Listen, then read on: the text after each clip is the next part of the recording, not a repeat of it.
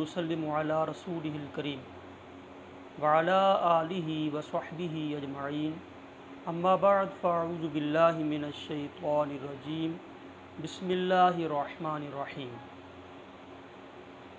محترم ویورز، سامعین، آج سے ایک نیا سلسلہ شروع کرنے لگے ہیں، وہ ہے قرآنی واقعات۔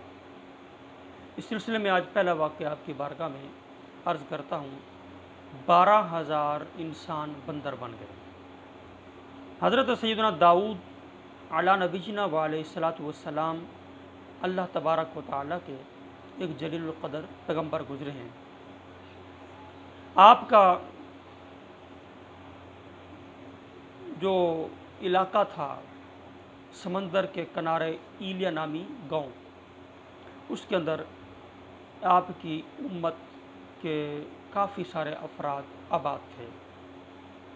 حضرت داؤد علیہ السلام کی قوم پر اللہ تبارک و تعالیٰ نے ہفتے والے دن مچھلی کا شکار حرام فرمایا تھا۔ مچھلی کا شکار ہفتے والے دن حرام تھا، مگر اللہ تبارک و تعالیٰ کی ایک آزمائش تھی ان پر کہ ہفتے والے دن اتنی زیادہ مچھلیاں سمندر میں آ جایا کرتی تھیں کہ اچھل اچھل کر وہ کودتی تھیں اور نظر آتی تھیں۔ اتنی زیادہ تعداد میں باقی دنوں میں مچھلیاں نہیں آتی تھیں۔ حضرت سیدنا داؤد علیہ السلام کی امت کے کچھ لوگوں نے ایک شیطانی حیلہ اپنایا، وہ یہ کہ سمندر سے نالیوں کے ذریعے کچھ حوض بنائے۔ ہفتے والے دن ان نالیوں کے ذریعے حوض میں مچھلیاں آ جایا کرتی تھیں اور پھر وہ ان نالیوں کو بند کر دیا کرتے تھے۔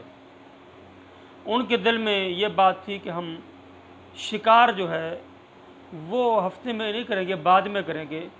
ہفتے والے دن وہ ان کو قید کر لیتے تھے حوض کے اندر، جب وہ آ جایا کرتی تھی نالیوں کو بند کر دیتے تھے اور پھر حسب ضرورت جیسے بھی ان کو نکال دیا کرتے تھے۔ لیکن انہوں نے یہ نہ سوچا کہ ہمارا حوض میں بند کر دینا یہ بھی ایک قسم کا شکار ہی ہے، لیکن شیطانی حیلہ تھا، ان کے ذہن میں آیا، انہوں نے ایسا کیا۔ محترم سامعین، جب یہ معاملہ ہونے لگا تو حضرت داؤد علیہ السلام کی قوم میں 3 گروہ بن گئے۔ بعض لوگ وہ تھے جو اس کام کو ناپسند بھی کرتے تھے اور منع بھی کرتے تھے کہ ایسا نہ کرو۔ بعض لوگ وہ تھے جو اس کام کو دل میں برا جانتے تھے مگر کرنے والوں کو روکتے نہ تھے، بلکہ جو منع کرتے تھے انہیں بھی وہ یہ کہتے تھے کہ تم ایسی قوم کو کیوں سمجھاتے ہو جن پر اللہ تعالیٰ نے عذاب نازل کرنا ہے۔ اور کچھ لوگ وہ تھے جو اعلانیہ اللہ تعالیٰ کے حکم کی نافرمانی کر رہے تھے۔ تو اللہ جل جلالہ نے ان لوگوں کو عذاب میں مبتلا کیا۔ جس وقت یہ صورتحال تھی، جو نیک لوگ تھے انہوں نے گاؤں کے درمیان میں ایک دیوار بنا دی اور کہا کہ یہ جو فاسق بے ایمان لوگ ہیں ان سے ہمارا تعلق نہیں ہے۔ ایک دیوار بنا دی اور گزرگاہ کے لیے ایک دروازہ بنا دیا۔ ایک دن ان لوگوں میں سے کوئی باہر نہ نکلا تو لوگ دیوار پہ چڑھ کر دیکھنے لگے کہ خیریت ہو، کیوں نہ آئے وہ باہر۔ جب دیکھا تو 12,000 لوگ تھے، وہ سب کے سب بندر بن چکے تھے۔ وہ بندر اس لیے بنے تھے کہ حضرت داؤد علیہ السلام نے جلال میں آ کر ان کے لیے لعنت فرما دی تھی۔ تو یہ لوگ دروازے سے مجرموں کو دیکھنے کے لیے گئے تو وہ جو بندروں کی شکل میں تبدیل ہو چکے تھے انہوں نے اپنے رشتہ داروں کو پہچانا، ان کے پاس آتے تھے اور ان کے پاس آ کر ان کے کپڑوں کو سونگھتے تھے، زار و قطار روتے تھے۔ 3 دن وہ اسی طرح بندر کی حالت میں رہے، کچھ کھا پی نہ سکے اور 3 دن کے بعد سب کے سب وہ ہلاک ہو گئے۔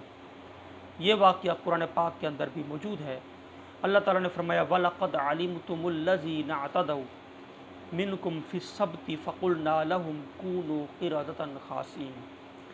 تمہیں خوب معلوم ہے ان لوگوں کے بارے میں جنہوں نے ہفتے والے دن کے بارے میں زیادتی کی، حد سے بڑھے، تو ہم نے ان کو کہہ دیا کہ تم ذلیل بندر بن جاؤ۔ پیارے اور محترم بھائیو، اللہ تبارک و تعالیٰ کے حکم کی نافرمانی کرنے کا اللہ تعالیٰ دنیا میں عذاب نازل فرماتا تھا پہلے پچھلی امتوں پر۔ ہمارے اوپر اللہ تعالیٰ کا کرم ہے، رسول اللہ صلی اللہ علیہ وسلم کی رحمت ہے کہ دنیا میں ہم پر عذاب نہیں آتا، مگر اللہ تعالیٰ سے ڈرنا چاہیے، ہمیں سیدھے راستے پہ چلنا چاہیے، شیطانی اور برے راستوں سے، مکر و فریب سے ہمیں بچنا چاہیے۔ آپ سے گزارش ہے ہمارا چینل سبسکرائب فرمائیں، انشاءاللہ روزانہ کی بنیاد پر آپ کو دینی معلومات مہیا کی جائیں گی، اور انشاءاللہ قرآنی واقعات